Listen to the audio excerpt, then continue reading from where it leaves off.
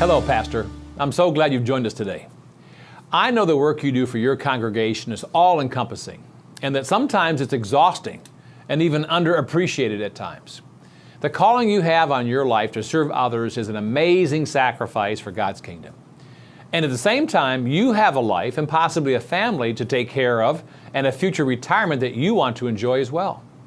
And this is why I feel such a heavy burden for pastors across this country today, and why I want to help serve them and you to better prepare for a secure financial future.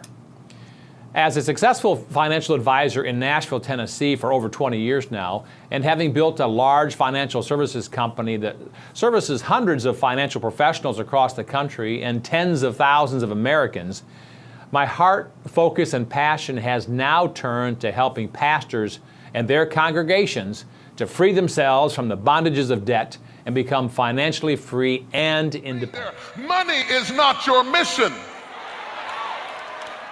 Money funds your mission, but money is not your mission. And because you think money is your only mission, if you're not paid correctly, you get frustrated. But your job is only supposed to be one financial stream. It's not supposed to be your only financial stream. When God set Adam in the Garden of Eden, he gave him 4 different rivers. You ought to have 4 different streams of income that feed you, so you're not just depending on one stream when there are 3 more that ought to be feeding you.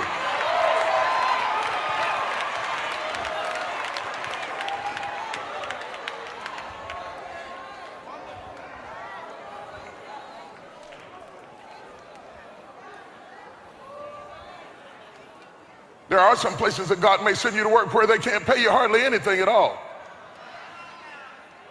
But if you got your stream set up, then money won't be your God, and it won't control every decision you make.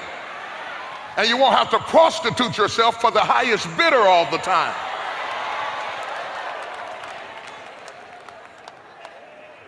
Increase your revenue streams so that you can separate the money from the mission.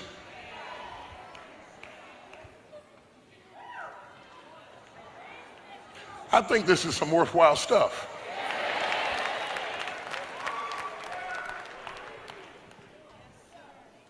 If I had time, I'd talk about some of the streams that are available to you.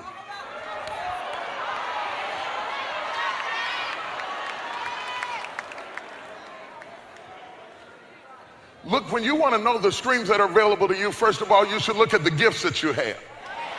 If you haven't run out of gifts, you haven't run out of streams. Every gift you have is a stream. Every gift you have is a stream. Don't let people compartmentalize you, because people often want to do this. Once they define that you can do one thing, they want that to be the sum total of everything that you do. I tell people, I'm a preacher, I'm called to preach, I love to preach, but that's not my only gift. So I still want to write a little bit. That's another stream that I want to use. Everywhere I had a gift was a stream. If you have the ability, David could do business, that was a stream. David could fight battles, that was a stream. David could play instruments, that was a stream. Everything they listed about David became a stream for him. Everything God put in you, when God created you, before you ever even got here, he buried all of these gifts down inside of you, so that as you live your life, you could draw from what he put in you. And if you're not out of gifts, you're not out of streams, baby. The job is only one place. Stop expecting your job to fund your vision. Your vision is probably bigger than your paycheck, because God wanted you to have 4 streams in your Garden of Eden and not just one. One of them was gold. One of them was bdellium. You've got to diversify your streams, or you won't maintain your garden, and you'll misuse your mission because you're overly worried about the money.